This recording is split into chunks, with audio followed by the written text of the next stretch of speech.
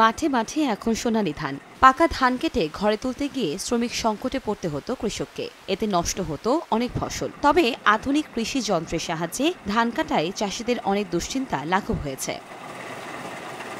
দিনাজপুর অঞ্চলে সারা বছর নানা ধরনের ফসলে ভরপুর থাকে। কৃষিতে যান্ত্রিকীকরণের প্রভাবে সময়মতো ফসল সংগ্রহ, বীজ রোপণ, পরিচর্যা ও কর্তন সুবিধা থাকায় আধুনিকতার ছোঁয়ায় কৃষিখাতে এসেছে যুগান্তকারী পরিবর্তন।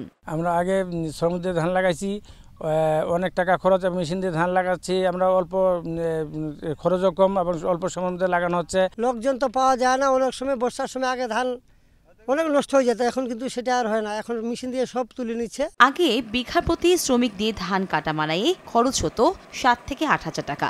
এখন সেখানে হারভেস্টারে খরচ হচ্ছে মাত্র 4,000 টাকা। কৃষক হাত দিয়ে কাটলে মনে করেন যে 6,000, 7,000, 8,000 টাকা বিঘা নেয়, আর আমি সেই জায়গায় 4,000 টাকায় কাটি যাচ্ছি, তাহলে 4,000 টাকা কৃষক বাঁচতেছে। আবার ওই মাড়ানি আছে, মাড়ানি মনে করেন যে 700 টাকা, তাহলে 4-5 হাজার টাকা কৃষক বাঁচতেছে। শীর্ষের অনুভূতি থেকে মুক্তি দেয় মাত্র 30 সেকেন্ডে পেপসোডেন্ট সেনসিটিভ এক্সপার্ট। শ্রমিক সংকটের এই সময়ে জেলায় 509টি হারভেস্টার কাজ করছে। একটি হারভেস্টার 140 জন শ্রমিকের কাজ করে জানান কৃষি কর্মকর্তা। কৃষকের যে ভীতি, শ্রমিক সংকট, একটা কম্বাইন হারভেস্টার দিয়ে 140 জন শ্রমিকের কাজ করতে পারে। এই যে শ্রমিক যে সংকট হবে, সেই ভয়টা কিন্তু এখন আর নাই, কিন্তু যন্ত্রের ব্যবহারের কারণে।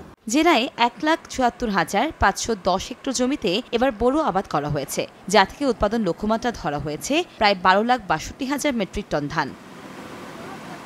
সময় সংবাদ, দিনাজপুর।